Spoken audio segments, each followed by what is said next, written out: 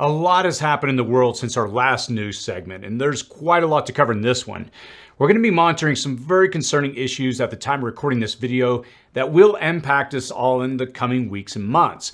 And as I always say at the beginning of these segments, this channel's primary directive is to get you as prepared as possible. And my whole goal is simply to explain what I see coming our way in the future and try to provide you with solutions that you can begin to plug in today to prepare for a better outcome for tomorrow. Now, in this video, I'm going to specifically address a certainty that our power grid is about to face, the crisis in Israel and Ukraine, and the impact of bird flu mutations. More importantly, I'll provide you with some solutions that, if the worst happens, you won't be caught off guard. We're also going to do a giveaway in this video, so definitely stick around for that. Now, before I jump in, I do want to remind you that on June 3rd, we're going to be opening our City Prepping membership area. And we've spent the last several months listening to our community, getting to know the concerns and needs, and we're actively working this month to implement several new features and new content. I'll post a link in the description and comment section below to our sign-up page if you want to be updated when we launch that. We're going to be doing a pre-launch one day before the main launch, and you're going to get a discounted price if you're on that email sign-up waitlist. And as mentioned earlier, there's a lot of major news you're probably hearing about and that you need to prepare for, so let's jump in. Extreme weather. I always say prep for the most immediate risks that you're going to face. In so doing, we are also preparing for the less probable disasters like the one we discussed when we cover news that's occurring thousands of miles from where we live. Now, that being said, if you're going to prepare for one thing this year, it should be extreme weather and the repercussions of that extreme weather. If it sounds like I'm repeating myself, it's because I am. We talk about this a lot, and specifically here lately on the channel. For most people, they come to prepping or the need to prepare because of a natural disaster. Maybe they've experienced a flood, too much rain, too little, power outages caused by excessive heat, or wildfires sparked by high winds and dry conditions. And you name it, it's the number one reason why people prep. And this summer is forecasted to have even more natural disasters than we've seen in any previous years. Now, from my perspective, the likelihood of facing extreme weather or extreme weather-related events and repercussions wherever you live is higher than it has ever been. So when that black swan event occurs, some major failure of infrastructure or disaster so great that people clutch their pearls and say, how could this have happened? We had no warning. You're not going to be able to call it truly a black swan event. To me, and probably to you as well, it's a pretty obvious threat. And it's not a matter of if, but rather when. For example, already in Texas, as I detailed in our weekly newsletter that we send out, there were over 800,000 outages reported after storms. And that impacts more than 1 million people. Elsewhere in the South, destructive storms and tornadoes carved a path of ruin across multiple states, killing at least 15 people. And already, forecasts point to one of the most extreme hurricane and tornado seasons that we have ever seen. And these storms, they're gathering, so we should not ignore this fact. The vulnerability of the power grids in Texas, or really the entire region from Colorado through the Midwest and the South, and these states' susceptibility to heat domes, heat-fueled storms, and drought is deeply concerning. It kind of reminds me of the situation in New Orleans before Hurricane Katrina, where the risk of a major hurricane was widely acknowledged, but not adequately addressed until it was too late. Experts, they predict a devastating heat dome event in Texas, and while it hasn't happened yet, it's really only a matter of time. The consequences would be far worse than Katrina, with widespread outages, infrastructure failures, and significant loss of life. Amidst exploding eviction rates and record-setting heat waves in the Phoenix area, Maricopa County reported 645 heat-related deaths last year, the highest number ever documented. This alarming figure represents a 1,000% increase in heat mortalities over the past decade. And beyond just the heat, there's the impact of the heat, the incidents around the heat event. And we're seeing a year-over-year increase in devastating wildfires, deepening droughts, and excessive rain when it does come. And we've already seen a year-over-year increase in wildfires, droughts, and excessive rain. The potential consequences, they're too dire to ignore and should create a sense of urgency in you to prepare for this scenario. And there are things that people prepare for that are possible. And then there are things like this that are probable. Make sure you understand the difference. These events are not only probable, but they're happening in growing in magnitude as we see these increases in temperatures year over year. I would encourage you to start by assessing your area's heat risk. I'll include a tool in the comments and description section below, to a tool that will help you do that. You can use it to get a 7-day forecast of temperatures. And if your area is in red or magenta for more than a day, you can expect the worst and should implement your extreme heat plans. Assume that the power might succumb to demand or heat-induced failure. The takeaway here is to prepare. This summer is likely going to be brutal. Even a little bit of preparedness now for this inevitable future will go a long, long way.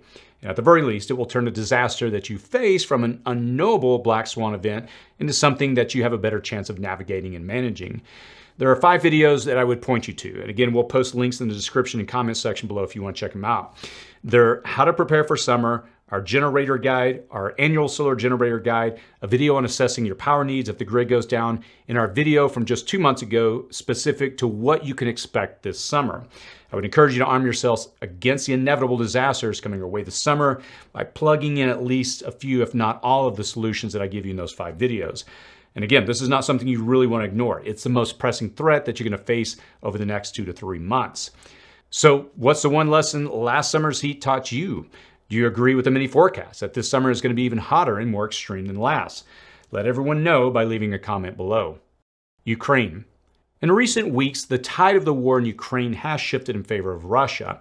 And the primary reasons behind this shift are delays in equipment and ammunition for the Ukrainian forces.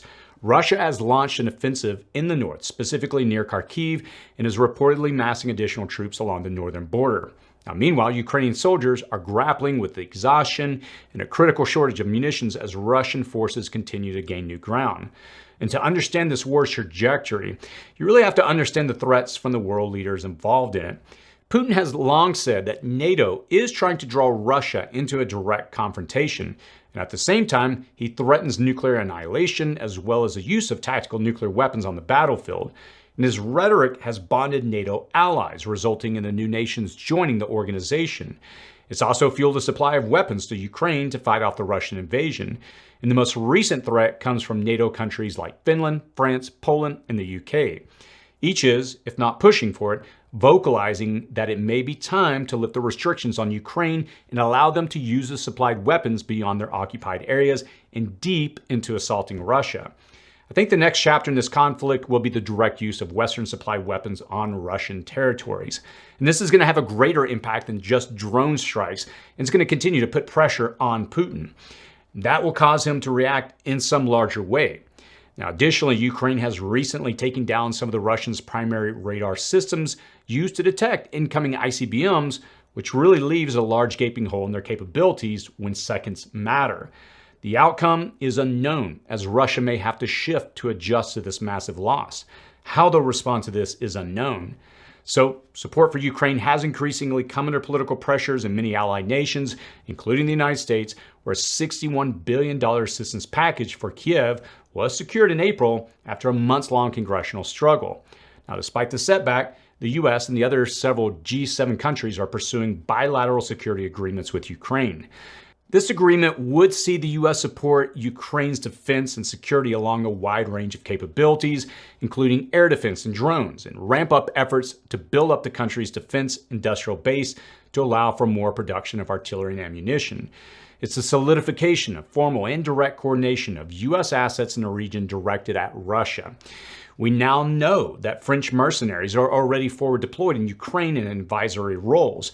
And this is really furthering Putin's argument that NATO is attacking him instead of NATO merely defending against an invasion of a sovereign nation. It may motivate Putin to adopt as policy and practice at least one Kremlin think tank suggestion that he uses tactical nuclear weapons to dissuade further Western involvement. However you look at it, the direct insertion and intervention of Western forces will become more apparent and to a larger degree in the coming months.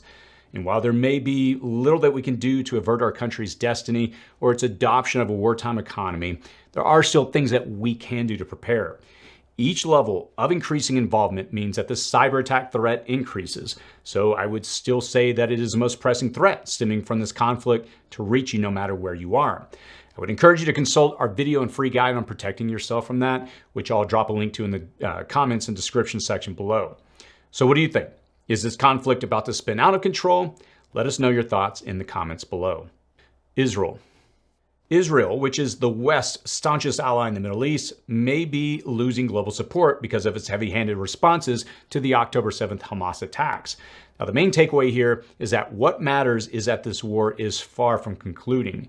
Israel's national security advisor has indicated that defeating Hamas will take another 7 months, emphasizing the ongoing difficulty in achieving this goal. Now, mediators like the U.S. and Qatar, which seek a ceasefire, they face stalled talks. Israel feels the justification for the conflict is complicated by the broader regional tensions involving Iran and its proxies. And despite significant casualties and destruction in Gaza, Israeli forces continue their efforts, including securing strategic areas and targeting Hamas's tunnel network. Now, meanwhile, the support for supporting a particularly brutal war in Israel, while also supporting a war in Ukraine, may be too much for the world. Many countries believe Israel has achieved its primary objective of defeating Hamas, and the war is now simply punishing the civilian population. Protesters set fire to the Israeli embassy in Mexico City with Molotov cocktails. The International Court of Justice published a ruling last week that many countries interpreted as ordering a halt to military activities in Rafah. And the chief prosecutor for the International Criminal Court is seeking arrest warrants for Netanyahu and his defense minister Gallant, as well as leaders of Hamas. Here in the United States, the divisions and divided support can be seen everywhere, from the halls of Congress to the college campuses. So your takeaway from this is that the risk for social disorder is continuing to get higher. War is a drag on most common sectors of the economy. Well, not the defense sector, but wars draw out vital resources to oversee efforts. And that can affect economies and public opinion. And the support for Ukraine will suffer as it gets lumped in with all the other international conflicts that are being supported. It's really a complex and fragile issue that we'll continue to monitor, but I would encourage you to prepare as if there's not going to be any speedy resolution to this conflict for the rest of this year. So what do you think? Will Israel be able to maintain the world support, or have they gone too far? Tell us what you think by leaving a comment in the comment section below. Giveaway. For this week, we're going to give away a 2-pack fire blanket for home safety. To participate in this giveaway, all you have to do is simply comment on this video, give it a thumbs up, and complete the giveaway form linked in the description section below. Now, this information will only be accessible to our team here at City Prepping. We'll use a tool to randomly select the winner, and then on the video next week, we'll announce that winner. So congrats to the last winner of the mini library of 5 books from Storey Publishing, Emmanuel Mavelat. H5N1, bird flu. In Colorado and Texas, cattle workers have tested positive for either the M631L or E627K genes. When combined, these genetic variants could potentially enable a flu virus to spread more effectively among humans. Despite 113 people being monitored for symptoms, specific H5N1 testing and sequencing are not being conducted due to the absence of classic severe bird flu symptoms. Now, this lack of testing hinders our understanding of the virus's severity. Vigilance is crucial, especially concerning public reluctance to cancel events, insufficient virus testing, and limited information disclosure. Wastewater surveillance is emerging as a valuable tool for tracking the presence and spread of H5N1 bird flu. The U.S. Centers for Disease Control and Prevention, or the CDC, has launched a dashboard tracking influenza A virus, including its subtype H5N1, in wastewater treatment plants across the country. Now, detecting viral genetic material through wastewater surveillance, it can serve as an early indicator of disease presence and spread. However, this monitoring only provides a glimpse of the actual situation. It doesn't specifically track H5N1, but compares weekly data of all types of influenza A levels to prior flu seasons. High levels trigger suspicion of H5N1 presence. I'll drop a link to a tool in the comments and description section below so you can determine how risky your area may be. And look, I know people don't want to hear this, but the threat of H5N1, or bird flu, it does remain significant due to the uncertainties about its spread and potential to infect humans. And while I don't believe it has a novel nature and spreadability potential that we warned about with the COVID before the global pandemic, it can still spread because of general mistrust in reporting sources and the inability of some workers to afford quarantine when symptoms emerge. There is a widespread mistrust in the government, including the CDC, and institutions among high-risk groups like rural agricultural workers and undocumented workers, and these are the bulk of the laborers in this sector. It can also potentially spread through health and wellness proponents of raw milk consumption. So even though a more virulent strain mutation could occur, its spreadability potential is more likely going to be from social constructs, failing to believe, willfully concealing symptoms, misinformation, and lack of testing, than the traditional means, which is exposure amount, exposure time, and previous immunity experience, or what's called immunological memory with a virus type. So can it mutate? Yes, it is even mutating now. Can it become more spreadable? Again, yes, some of those mutations that make it more contagious are already occurring. Is it as spreadable as COVID? At the moment, no. We do have some immunity experience with the influenza virus family. That's kind of the saving grace in this whole situation. But are we looking at another lockdown? I don't really think so unless something radically changes. We might see some outbreaks significant enough to close a school for a week or two in some area where there's an outbreak, or for some businesses to adopt a week's worth of work from home. But I don't think it has really reached the same level of concern and obviously lethality as COVID. Now, that being said, we will, of course, continue to monitor it. If we do see anything that's out of the norm, we'll let you know. And look, if you do have a backyard flock or a livestock, you're going to want to be extra cautious, maybe even overly cautious. You're also going to want to be even more cautious if you work among agricultural communities. I would highly advise you to suspend any perceived health benefits of raw milk consumption for the time being, if that's your thing. In my opinion, this is my opinion, the risks outweigh the benefits. Additionally, I would encourage you to monitor the CDC site for potential outbreaks in your area. It would be wise not to ignore the raw data and draw your own conclusions from it. So what do you think? Should we be more concerned about this? Let us know your thoughts by posting a comment below. Let me just finish these videos, as I always try to do, by ending on a high note. As always, there's a lot that's playing out around the world. I watch these things, I monitor these things close. If you've watched me for a length of time, you know, as a father, as someone that is just trying to take care of my family, I want the best for them. I want them to have a secure future. And as I watch these events play out in the world, yes, of course, it concerns me. There's a lot to be concerned about at the moment. I'll just put it that way. But as I always say, as preppers, we have the advantage, I guess, for lack of better words, of taking and being proactive with the time that we have. And this is what I love so much about this community. Despite whatever the obstacles or the disadvantages, the perceived disadvantages we may face, we continue to move forward. This channel, I started 8.5 years ago, and the intent was to try to teach as I learn, and specifically targeting the suburban, city, urban environment, whatever you want to call it, hence the name City Prepping. You know, yes, as someone that dreams of living off the grid and being away from all this, living in my bunker, right? I don't have one, by the way. But having that dream of living outside of the, challenges that we face in our daily life, I always have to pull myself back and realize, okay, like all of us, like myself included, there's certain limitations of what I can do with the, time I have, but I choose to be proactive. I choose to make ready. I've chosen to store food, water, and build with my neighborhood, build with my community, help those that I can, help you, hopefully. And I just want you to stay encouraged to say that. And that's, I think, my takeaway here. Stay encouraged. There's a lot that's happening. We all see it. But, again, don't allow yourself to get caught up in the fear. If you find yourself getting in that position, always pull back and reevaluate, because I do these segments, as I stated at the top of the video, to try to let you understand what's out there so you can adjust your preps accordingly, but don't allow it to drive you into fear. If you're getting into that position where you're feeling fear, catch yourself. I always have to tell myself, remember to remember. What do I mean by that? Well, if I'm finding myself frustrated or upset, I have to remind myself, don't be. I have to remember to remember. Don't allow yourself to go down that path. I continue to stay focused on preparedness and trying to do all I can to help you. Again, as I mentioned at the top of the video, we're rolling out this portal on Sunday.